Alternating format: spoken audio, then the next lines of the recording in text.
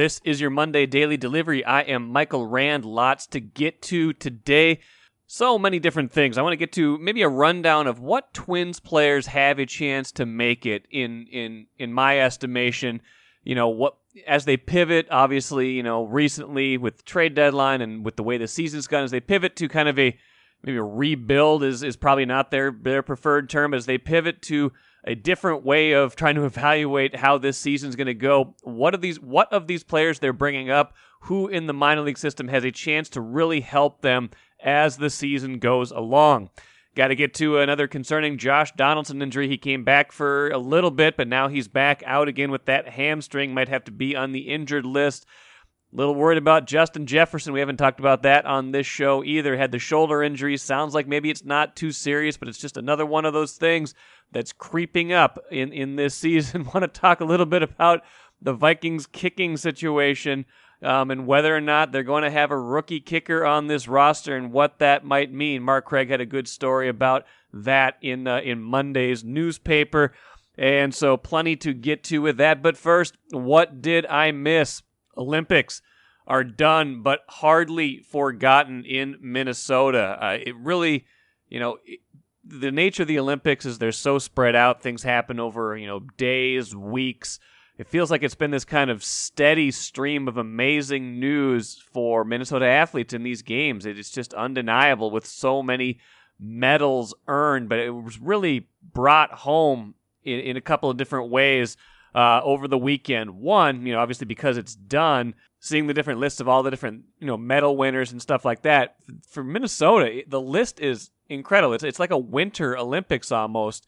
So many different headliners, and the Star Tribune published a list of all of them. And I'm just gonna go athlete by athlete because that's how powerful it was when I saw it on the in the Star Tribune and whatnot. So it starts with Suni Lee. She won 3 medals, including, of course, the gold in the individual all-around gymnast from St. Paul, and she had her parade in St. Paul on Sunday, kind of capping that amazing run she's been on. She's back home now, and very excited to see what happens next for Suni Lee. But, gold medal in the all-around, silver medal in the team all-around, and then the bronze in the uneven bars. 3 medals in one Olympics. Just amazing for her. Gable Steveson, 125-kilogram freestyle gold medal. That amazing last-second comeback win a few days ago, and he got back to the airport in Minneapolis late Sunday. Tons of fans cheering him on. The Star Tribune was there to capture that as well. But just an amazing performance by him to capture that gold medal. You had Bo Becker, another Minnesotan, 3-time Big Ten champion. He was a member of the gold medal winning 4x100-meter freestyle relay. Just unbelievable performance there. You had 2 Lynx players, Sylvia Fowles and Nafisa Collier, helping Team USA win the gold medal. Cheryl Reeve also was an assistant coach on that team. Jordan Thompson from Edina won a gold medal in volleyball, women's volleyball. A big win for Team USA, and they ended up winning the gold with a straight set win over Brazil. That was not too long ago as well. Grace McCallum, not to be forgotten for sure. Another gymnast for Team USA, won the silver in the all-around. Big performance by her, stepping up when Simone Biles went out. And finally, Reagan Smith, of course, 3 medals, 2 silver and a bronze. Several different events, including the 200 butterfly, where she took home the silver. She was part of a relay that took the silver, and also won a bronze in the 100-meter backstroke. Just unbelievable run in the Olympics for these Minnesota athletes. These very strange games. Let's remember these guys had to train another year, essentially, come through a lot of different mental hurdles, a lot of different physical challenges of keeping your body primed and in good shape and ready to perform, your mind in the same condition, with an Olympics that was put off for a year and still was very strange in the midst of a surge in COVID in Tokyo. So just I don't have much more to say than amazing work. It was just an amazing Olympics to watch when we could. It was strange in a way, just of course because of the lack of spectators, because of the conditions they were under. But for Minnesota athletes, it was unforgettable in so many different positive ways. I'm Chris Hine, Timberwolves beat writer at the Star Tribune and the first 5-time guest in daily delivery history. Thank you for listening to this podcast. This work is made possible by our Star Tribune subscribers. For unlimited access to the articles mentioned in this podcast, our coverage of Minnesota sports from pros to preps, and even all of Rand's future blog posts about how the Timberwolves should trade for players they will never get, go to startribune.com/subscribe. I want to get now to a really good story in the Star Tribune, startribune.com by Mark Craig on the Vikings kicking situation, because that probably isn't getting enough publicity this year with everything that's gone on, especially in the last couple weeks with, the vaccine stuff, with, Vikings players not having a high vaccination rate, with the quarterbacks missing a lot of time. We've seen Justin Jefferson, that's been a problem with the shoulder injury lately. Another one of those things, by the way, that's making me think, this season could be a little bit more tumultuous than we thought. When things start adding up, and Patrick Royce and I talked about this last week, I think, when things start adding up for a team and you're trying to ignore them, you're like, but they still have this, they still have that.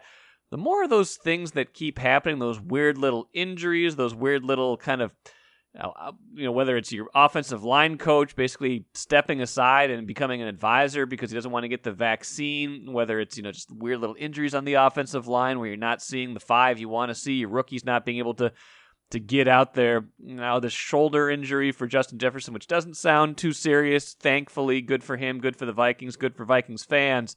When those things start to add up, my kind of signal goes off in my head, like, this could be a year that they don't want. Now, defense has largely been spared a lot of that. I joked on Twitter the other day the Vikings have to win a lot of games 6-3 this season. Somebody came back and said, you think they can make 2 field goals, which was a good comeback. I joked that it was going to be 3 safeties, and someone else pitched in and said, no, they scored a touchdown, probably a defensive touchdown, and they missed the extra point. But Vikings kicking has been a roller coaster. That's the polite word for it over the years. And this year, they are entrusting, at least so far, the competition to Riley Patterson and Greg Joseph, someone who hasn't kicked in the league since 2019, has only played in 16 career NFL games. 2 very inexperienced kickers. And Riley Patterson, obviously the least experienced, undrafted rookie, getting his chance now after starting the year injured. So Mark Craig wrote about this in the context of what happened in 2018, which is perfectly fair. Vikings had drafted Daniel Carlson that year, 5th-round pick, big leg, and it did not go well. I don't know if you guys, how much of it you remember, probably plenty of it, but the preseason was okay, got a little shaky, and then week 2, he missed 3 field goals at Lambeau Field, including a 35-yarder that would have won the game in the closing seconds of overtime. Vikings went on to have a tie in that game. One of those years where things just never quite got going the right way. They were 8-7-1. It was Kirk Cousins' first year. All sorts of discord with the offensive coordinator, things like that. But the kicking game was a little bit of a mess that year, and it's been a little bit of a mess kind of in years where the Vikings have struggled. And so now they're at least the competition right now is Patterson and Joseph. 2 guys who seem like they have the right attitude about it. Patterson, was asked about it by Mark, saying, I heard about the Daniel Carlson thing. Job security is tough for a kicker in this league, stuff like that. And I think he had a really good quote at the end of the story, too. I'm going to read from Mark's story. He said a couple things. He said, 1, it's very scary if you let yourself sit around thinking about job security as a rookie. I just got out of college. I need a job, but you just got to be present, be where your feet are. And Mark asked him, if about Carlson and what happened, is that to give him hesitation to sign with the Vikings? He said, no, I haven't talked to Coach Zimmer too much. He's got 90 other guys he's focusing on as a specialist. I think you find your worth in how easy you are to maintain. If you're a kicker, do your job quietly and do not be causing a ruckus. Now, if any rookie undrafted kicker has the potential to get Mike Zimmer's attention and fall into the right category with him, it's someone with that attitude. So we will see. We'll see if this competition truly plays out or if they, get a little bit of cold feet towards the end of the preseason, watch for cut downs, see if, another team decides to go with a rookie and they decide to go with a more established kicker. I don't know. All I know is 2018, there was a lot on the line, right? They were coming off an NFC title game, NFC championship game appearance, a loss in that game. They had cut Kai Forbath, who had kicked pretty well in 2017, let's be honest, he had done a nice job. They went in pursuit of even better. They cut Carlson. Dan Bailey was sitting there on the street. Everybody, by the way, here's the revisionist history about this. Everybody, almost everybody at least at the time, said that was the right move to make. I believe I said that was right. It was so obvious, right? Dan Bailey was like a top 10 most accurate kicker. He was sitting there because he'd been, had an off year in 2017 with Dallas, had been injured, but all accounts were he was fully healthy. He kicked okay the rest of that year. I wouldn't say the year was his fault. Kicked really well in 2019, then had his struggles last season. But the point being, at the time, everybody said, yeah, that's the right move to make. There's so much at stake this season, and of course it backfired on him. Carlson goes on and kicks great with the Raiders and is now looking like he's going to have a long career with them, and that's why they're still in the market for another kicker. But whether they do that again this year and stick with one of these guys, or whether they get cold feet and say, you know what, no, too much on the line this season, jobs at stake perhaps, Mike Zimmer and Rick Spielman trying to avoid missing the playoffs for the second year in a row, which hasn't happened in the Zimmer era, starting to wonder if their tenures are coming to an end. Can they trust that to unknown guys, or will they kind of dip into the market at some point and say, you know what, we got to have someone more experienced? I will be curious to see how that plays out. I think Patterson has the right attitude at this point, though, so we will see how he kicks once the brighter lights come on. Good piece from Lavelle Eniel III as well over the weekend. He was in Houston covering the Twins series. By the way, Twins won 3 of 4 against the Astros, a series that I thought had the potential to be a disaster. Actually turns out really well for the Twins. Jorge Polanco keeps hitting well. They do enough yesterday to get through a really long game and make get a 7-5 win that series. Piecing together the bullpen. Colomé gets the save, just like we all expected. He pitches a clean ninth. So good series for the Twins. Not that it matters a ton right now, but again, as they kind of pivot, as I mentioned at the beginning of the show, as they kind of pivot to this new reality where they're trying to get a look at guys, trying to figure out, okay, who can help us in the future? How can we get out of this rut that we've got ourselves in this year? With a lot of veterans underperforming, who can help us? And I think Lavelle had a good look at least at some of the pitchers that could be next in line, and it's very front brain right now because Monday, Tuesday, Wednesday, against Chicago, against the White Sox, a rotation they would never have imagined at the beginning of the year. Lavelle wrote at that point, said Charlie Barnes expected to follow opener Bo Burrows against Lucas Giolito on Monday, then Griffin Jacks pitching on Tuesday, and Bailey Ober on Wednesday. 3 young guys getting a shot to kind of see what can they do. And, again, this is So 22 combined appearances for Barnes, Jacks, and Ober. The Chicago starters they're going to face have over 600 career appearances. One of them, Lance Lynn, by the way, who's an old friend here and has pitched really well since not being in Minnesota anymore. No Jose Barrios in the rotation anymore after the trade. Same with Jay Happ after he was traded to the Cardinals. Matt Shoemaker was demoted. He was later released. Happ and Shoemaker, big disappointments this year. Barrios, the opposite, right? Traded because he was having a successful year and everybody else was having a poor year, so it was time to see what they could get back.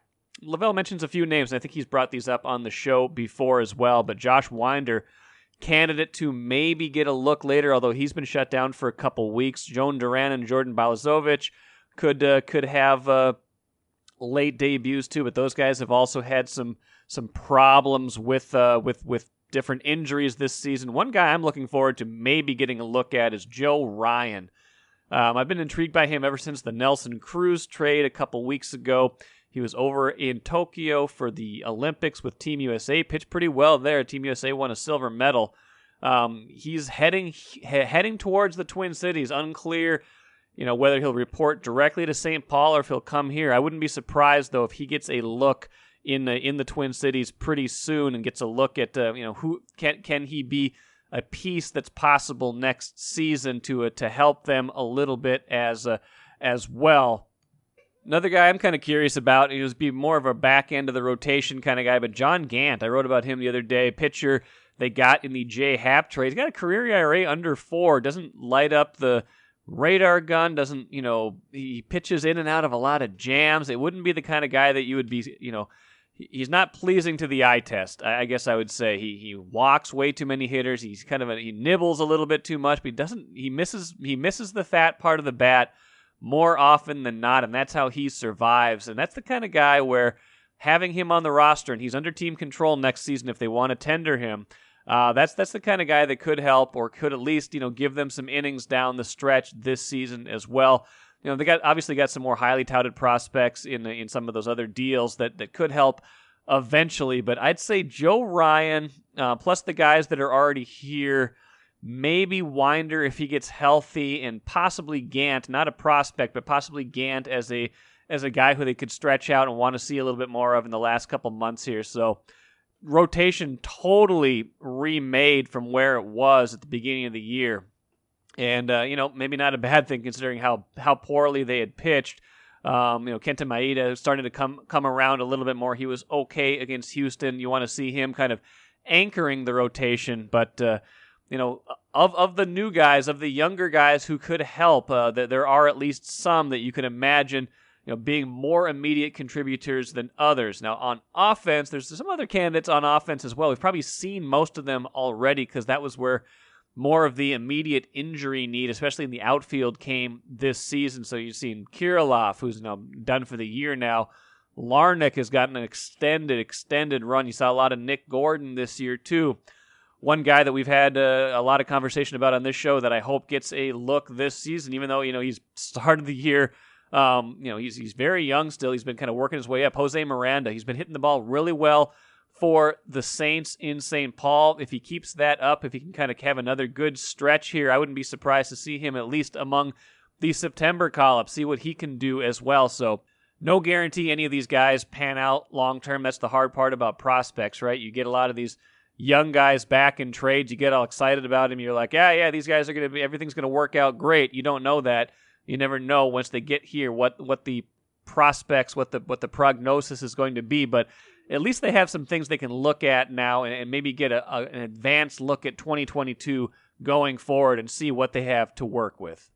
And I should point out, too, that Jose Miranda could get a look sooner rather than later if Josh Donaldson has to go on the injured list. He was back for a little bit, had missed a bunch of games after the trade deadline with that hamstring issue, but he's missed 2 in a row again.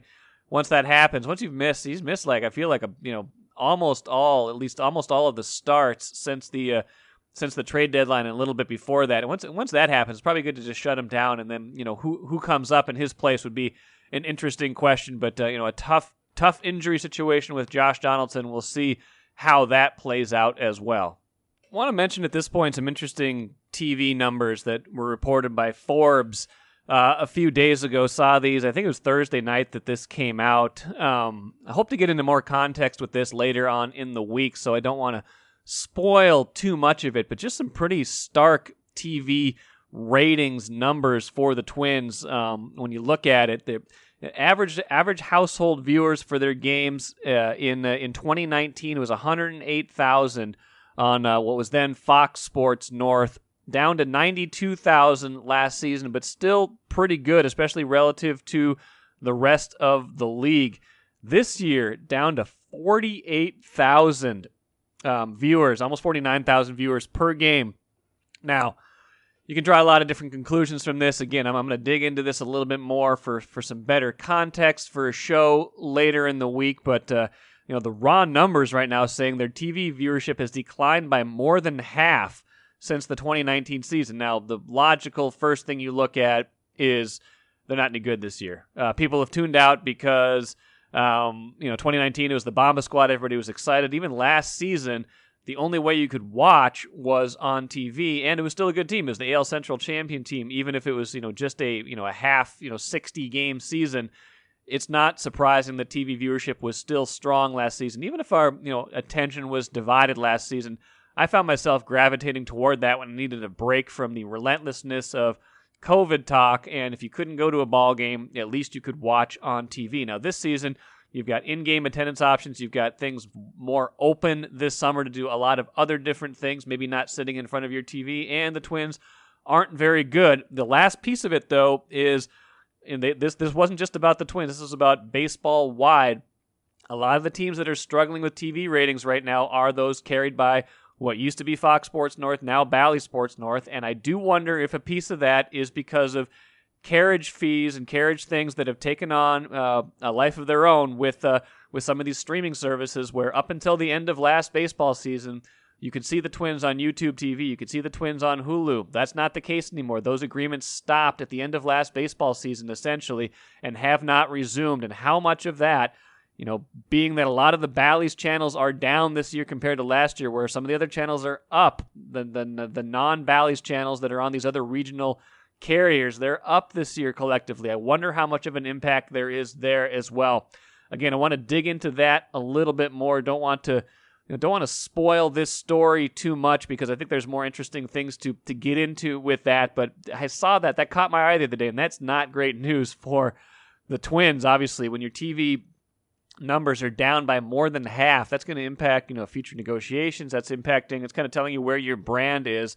And look, teams are going to have ups and downs. I think the primary factor in this is almost certainly the performance on the field, right? I haven't watched as many Twins games this season as I did last year or 2 years ago. They're just not as interesting when they're losing, when the losses pile up in a way that's been pretty familiar. People tune out. It's human nature. But definitely interesting to keep that, to monitor that. I want to dig into that a little bit more as the week goes on. Let's finish with the cooler. Some good news. Minnesota United has not lost very often lately. They started the year poorly. We kind of wondered, can they turn this thing around? Their last 13 games, they've only lost once. 7 wins, 1 loss, 5 draws. That includes a 2-0 win over Houston at Allianz Field on Saturday. Robin Ludd, who's been having a great run, I think he's had a point, either a goal or assist in his last 5 games now. Had the opener in that game. Brent Kallman clinched it later on, but just some solid work by the Loons lately to kind of get their season back on track. We were all worried about what's the season going to look like when they started the year with those 4 consecutive losses. And I had Adrian Heath on the show around that time, and he said, don't worry, we kind of got some new guys in. We're kind of acclimating everything right now. If we keep playing the way we've been playing lately, the results will come.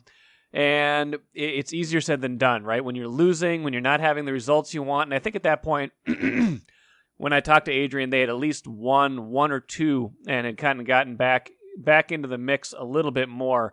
But, it's easier said than done at that point. When you're talking, you feel like you're talking yourself into it when you have a bad start after, big expectations in the offseason. This is a team that, like we've talked about on this show before, got really close to the MLS Cup final, maybe was, a little bit of depth short of that, ran out of gas against Seattle, couldn't, persevere even after taking a 2-0 lead in that, in that game to get to the MLS Cup final. But now they kind of do seem like they've found that footing, so to speak. They've put together a bunch of solid performances. Maybe they had some draws they weren't happy with, where they gave up a late goal. They've had some draws they were more pleased with, where they scored late, kind of rescued a point, things like that. But when you keep stacking up points, when you keep stacking up results at least, and not walking away from matches empty-handed, that's going to show up at the end of the season. And that's kind of what they're doing right now, from the basement essentially of the standings at the very early part of the season to now 5th in the West, pretty solidly in 5th, a chance to move into a more top 4 position that would get them a playoff, the home playoff game, things like that, which would mean a lot this year with fans back in the stands. And Seattle's fallen off a little bit since the start of the season. Sporting KC is looking pretty strong, but there's not maybe that one dominant team in the West right now. And the Loons, who have now squared their record and then some at 7-5-5 overall with this 7-1-5 stretch. They're going to be right there in the mix, especially with the way they're playing, with the way they're performing. So kudos to Adrian Heath, I guess, and their players. But someone who's taken plenty of heat from fans, from media, for the way they started this season, for some of the decisions he's made, for some of his substitution patterns, things like that. At least right now, in these, in this last 13 match stretch, he's been vindicated to a certain degree. He's shown that they are capable, that they have a roster that can get this done, and they're getting it done right now. So good for them. Good for good for those of you who like to have some positive news outside of the Olympics, and we talked about that at the beginning. But the Olympics have been obviously the far and away the biggest bright spot in Minnesota sports lately. We've been suffering through this summer where the Twins have played so poorly. Lynx were doing really well before the break, so that's another good story. But they've been kind of out of the public consciousness a little bit now during this Olympic break. Vikings, all sorts of off-field stories right now to capture our attention. Gophers haven't hit the field yet, although there's some optimism there. The Loons really are the ones that have been kind of constant in keeping this good play on the field going. So kudos to them, and we'll see how much they can carry that forward at the rest of the year. That'll do it for today. Thanks so much for joining me here on Daily Delivery as I took you through a spin through the weekend and a lot of the biggest stories that I've been having my eye on. I'm sure we'll have plenty of talk as the week goes on. Like I said, I want to dive a little bit more into those Twins TV numbers. I want to talk a little bit more Vikings as the week goes on as well, because their first preseason game, you guys, is less than a week away. It is Saturday. So plenty to get to as the week goes on. I'm Michael Rand. Thanks for listening, and we'll catch you again on Tuesday.